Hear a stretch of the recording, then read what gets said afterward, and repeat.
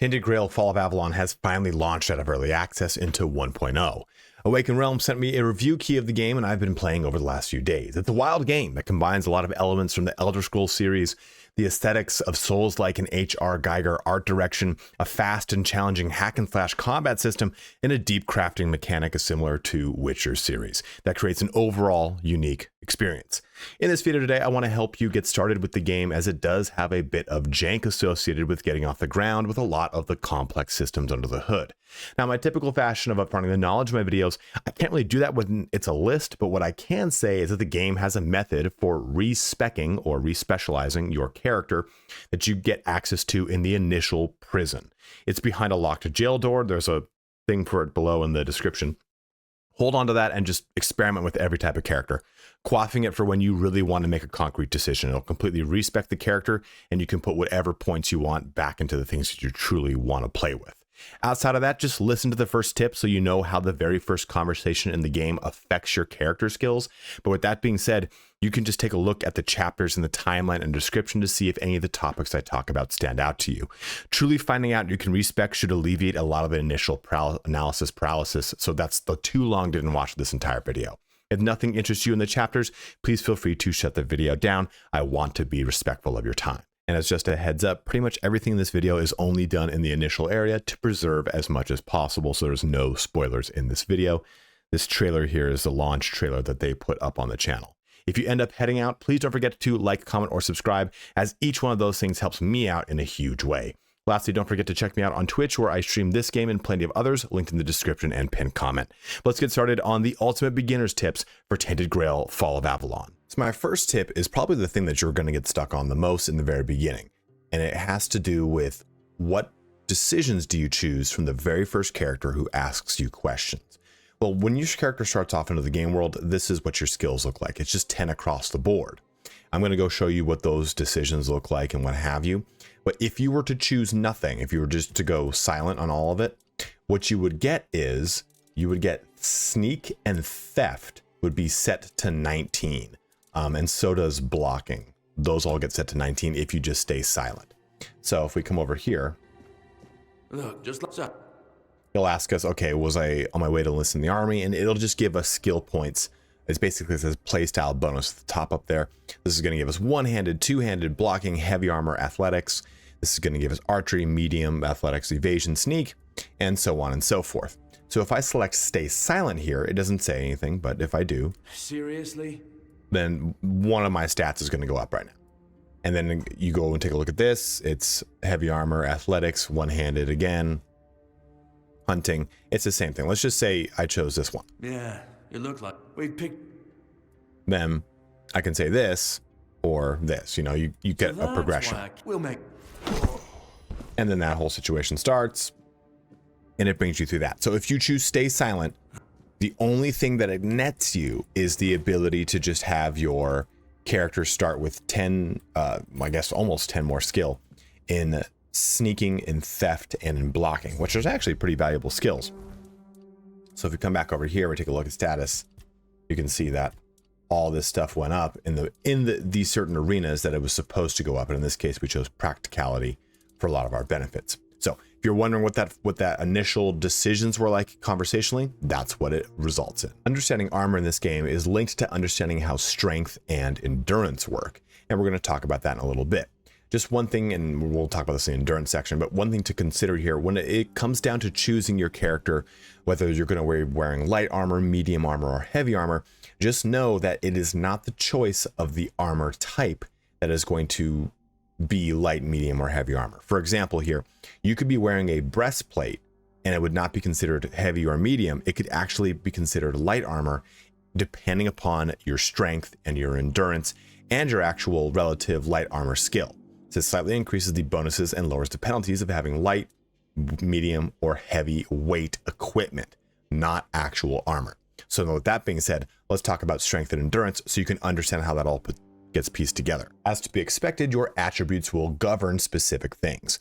But one thing you should be taking a look at here is your armor and your armor weight multiplier. Basically, the higher your strength is, you'll see that this armor weight multiplier has a reduction in percentage. That reduction in percentage will then affect kind of your encumbrance, this right here. As that percentage goes down, or I guess you could say the negative percentage increases. So if it says negative 15%, because you have such a high strength, there's a less impact on the overall weight of your armor as it contributes to this scale right here. We're going to go into this in our next tip. Also, you've got this armor percent right here. It's the same one that we saw on the previous screen. You can see 6.1, it's the same one. That is a flat damage mitigation. So at 100, you would effectively be immune to damage. And at 50, you would be 50% immune to damage. That's the amount you're going to reduce from damage coming in towards you. So that is how that works. Now, there's also stuff like encumbrance limit, which you might think of if you're kind of approaching this from like a Dark Souls perspective. That's just simply how much weight your character can carry, and that's going to be dependent upon your endurance. That endurance 100 is the flat value that everyone has, and 110 is pretty much actually the flat one, right? Because your endurance is always 1. As you increase this value, it's going to increase your carry capacity. Your carry capacity, though, and your armor play hand in hand. So let's go into our next tip. Now that you know how strength, endurance, and all that work, we can finally talk about how armor factors into these decisions and how encumbrance plays into it. Now, you're probably familiar with any kind of Dark Souls game or anything of that sort, where if you have a certain number or a certain amount of armor on, it will weigh your character down. As you can see here, we currently have the distinction of light. That means that we are currently using light armor, because the distinction for the game between light, medium, or heavy is not the armor type you're wearing, but the total number right here against this number right here. Now, this value will always be 12% of this value. The denominator here is always dictated by this one. Just like I said before, strength is what's going to help out this one right here. What we want to take a look at here is the fact that at light, we get a 20% bonus to mana regen, stamina regen, attack speed, casting speed, dash speed, movement speed. We also get an additional dash counter up to 3. So if I were to stack on more armor here, you can see it passes that little threshold. Now we're classified as wearing medium armor. And once I cross this threshold, it would put me into heavy armor. Thus, the skill of light, medium, or heavy is going to then get experience and level up. So if you want to play a heavy armor wearing knight, so on and so forth, you're going to want to find the heaviest armor possible and wear it to then level up that heavy skill.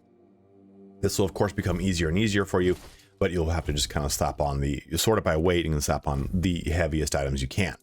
None of your weapon loadouts will factor into this value. So you can see with this is my heaviest armor that I have available to me right now. This will show at 6.0 out of 16.4. There's plenty of heavy armor available right after the beginning of the game, so you'll be able to jump into heavy pretty quickly. Understanding how this works will help you understand how it's going to factor into your skills and which ones you're going to focus on. In the very beginning, just don't worry about it. Just play through it and you'll get to a point where you'll actually have enough armor to decide what you want to do. But just know that this is going to have a multiplier effect against you. That's going to be, see, I'm using a review build. This might be changed on launch. So that was a negative 10% during the review build, but the dash counter was 1.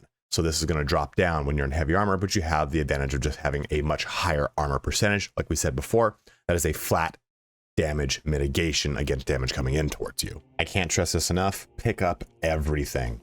Fish oil, eyes, all of it, because you're going to be using it for crafting in this game quite a bit. And there's going to be tons of it, especially in this early portions. Because when you're going through, you might not think to yourself, hey, any of that's going to be useful. Like this blood clot here, it becomes quite useful. You can look over here. Okay, there's another blood clot right there. There's a saw, there's a health potion. There's tons of little goodies stashed around the game. So make sure you find them and use them. Not only for cooking, but when you come over here to the alchemy station, notice one thing that is restricting me from going further and crafting more of these potions. It's wine. So make sure you're picking up wine, kind of like when you think of it from a Witcher perspective, right? You use liquor for your decoctions. You're gonna do the same thing here. Any one of these potions has wine as the base. So make sure you're picking up the fluids that are going to be required for the bases for all of your alchemical or otherwise recipes. On that note, when it comes to alchemy, when it comes to the ingredients required for alchemy, you can do a number of things. What you want to see over here on the right is expected outcome is 54%. So you have a chance for it to be worse and you have a chance for it to be better. So there's a 27% chance that it comes off as a better healing potion, or a worse, meaning it will drop in its quality of restoring health. Now you can also affect a change here by how many ingredients you are adding into the actual recipe. So for this example here, let's press +1. Now that restore health goes up to 28, small health potion +1. You can go ahead and jack this stuff up, but it's not going to do anything. We need more wine to really affect a change here. But this isn't as clear cut as you would seem when it comes to other games, right? Where you simply, okay, I'm going to make this thing with the ingredients and that's all I'm going to do. No big deal. Well, by putting in more ingredients, you can see you're changing the chance for better or worse. So now that went from a pretty high chance of worse to now a pretty even chance of better or worse. And I can do a pretty substantial change over here by just applying more ingredients, which also affects the actual effect of the alchemical ingredient or recipe in this case, right? So here's just a quick further example here. We've got a small mana potion. We put this up and it gives us more, but we increase the number of burdock root, and it's going to greatly decrease the chance of worse and increase the chance for better. Just another further example here by showing this off. So this is how you can do a lot and play a lot with your required ingredients. Now that does reduce the amount that I can craft, but instead I get a better potion as a result. Weapon loadouts are also pretty important to this game because as you discover more weapons and play around with more combinations, you'll find something that works for you. So in this case, I've got 2 daggers up here. You simply left click and you can go ahead and choose a different item for this one or magic, and then choose one for the corresponding hand. If you want to swap the way it works, then just simply swap it, right? So for example here, let's say I want to use this in that one, in that hand, we can just simply go ahead and do it. And there we go, we're set. Just know that it's going to correspond to the button that you're going to press to activate it. But all of these then correspond to the numbers 1 through 4 on the keyboard. You can hold down Q to access them quickly if you're playing on a mouse and keyboard. I do not know what this is on console, unfortunately, but 1, 2, 3, and 4 allows you to quickly swap around. This is not something the game lays out for you pretty obviously, but it's pretty advantageous as you're discovering, don't mind that naked person, as you're discovering what weapons and items you want to use in Tainted Grail. A pretty important location that you can get right in the beginning of the game here is when you're going through the crawl spaces as you navigate leaving the dungeon. And you'll see from this perspective, this guy right here, Brother Cassian, you'll jump out of here, open this door, walk over to this one, lock pick this door expertly, because I'm the world's best YouTuber, walk over here and find this origin potion. You want to pick that up and go to your bag because this one's important because it will allow you to reset your skill and stat points. This is pretty crucial. So in case you chose something you don't quite like, you've been playing for a little bit now, last like 35-40 minutes, and you're like, okay, you know what, I actually don't like what I've chosen. You can use this to reset everything. And by anything, I mean anything here in your attributes section or anything in your skill tree, which is our topic of next discussion. Now, any of your skills that you've chosen at the very start of the game or that you've just been leveling up, you cannot respect these, but don't worry about it. There's no real reason to. If they're there, they're there. It's the skill points you would want to respect. Now, finally, we're in the skill section, and this is really where the bread and butter of the game exists. There's a lot of complexity in this, and you only get 81 points to affix to things. And you can see that some things will have multiple points that can be invested into them. This is 1, 2, 3, 4, 5 nodules that you can put in. You put a total of 5 points into this. What you need to know, though, is that things aren't very cut and dry. Strength is cut and dry. General, it's going to help out with any kind of melee buffing. As you can see here, enemies take stamina damage, melee damage here, physical damage increase, so on and so forth. And then one-handed, two-handed, unarmed. Very straightforward. And in endurance, we get the typical things of health, stamina, and also this increases shields. But the next 4 sections, you're really going to find that you're not just putting points into things to put points into things. Strength has 81, this has got 42, this has got 61, 81, 50, and 59 total points can be invested into these. What you have to see, though, is practicality gives us bonuses to all of our armor. So maybe I want to be a heavy knight character, or maybe I want to be a medium armor character. Well, maybe I want the bonuses from armor. They're going to be here in practicality, or healing benefits here. For all the food, give me food buffs or increases incoming healing. Resting gives you a random blessing, stuff like that. Perception, though, is maybe I want to be some sort of stealth dagger style of character, or maybe I just want to focus on the critical hits when I'm using a bow from dexterity. Furthermore, maybe I want to use two-hand weapons, as in dual wielding, but I want to be a heavy armor wearing strength character. Well, I still need the parry from dexterity, or the attack speed for that matter. So you can see that there's a lot of overlap with all of these skill trees. It's not so cut and dry. Looking into spirituality here, yeah, wands and cubes and summoning and combat, but also general buffs is going to give us max mana, and then your max health is increased by 10% of your max mana. You have a lot of stuff in here that isn't strictly about spell casting, and mana is helpful no matter what. Movement speed multiplier increases spell power by the same amount. All these are really, really cool. A critical hit with a spell restores 25% of its mana cost. That's really cool. But you can see that there is a ton of complexity to the builds in this game. And when I first approached it, I was like, cool, I'm just going to take my swords and heavy armor. I'm going to recreate a character from Elder Scrolls. It's not quite so simple. So spend some time and really drill down on some of these and see which ones work for you. Do you want to be a character that is more of a battle mage that summons up? Well, you're going to want spirituality, you're going to want strength, and you're going to want practicality, but maybe sprinkle in some endurance depending on if you want to use two-handed weapons or a sword and a shield, whatever it is, because you still need health. Especially too, you can increase your health through this and then get the benefit from this. So there's ways that these trees, even in their own branches, will overlap with each other. So there is the build complexity of this game and really the big sweet spot of it all. And our last tip here is about leveling. This is all very self-explanatory. I'm just going through it. You could see this easily when you play the game yourself, but I'm just quickly showing it. Maybe you haven't gotten a chance to jump in, whatever it is. But strength is going to, of course, affect your melee damage, your max stamina, and your armor weight multiplier. Like I said, this number is going to increase with every point into strength, and it will eventually become a much larger jump. It's not just going to be 1%.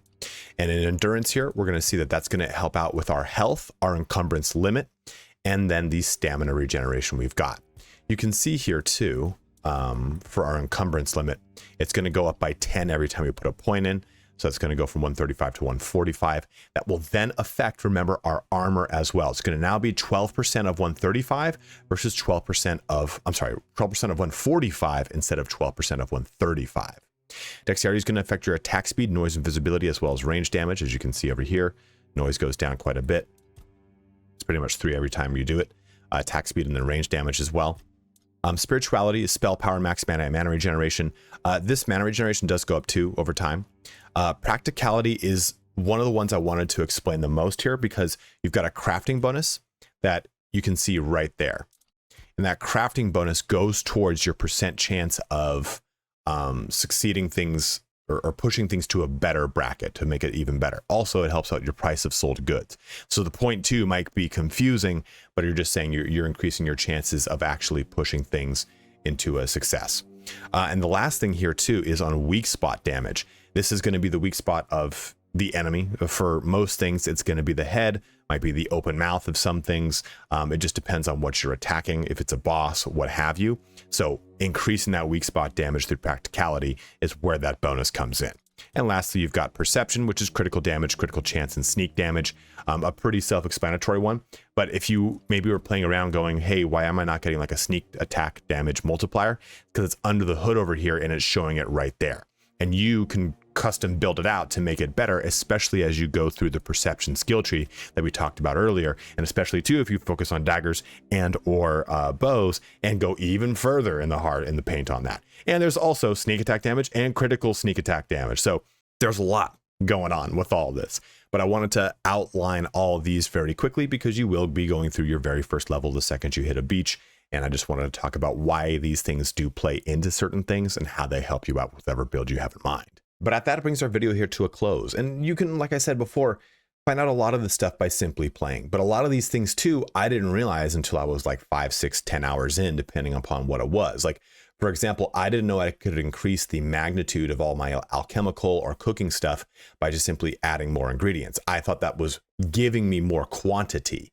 The quantity button is below that where it says craft many.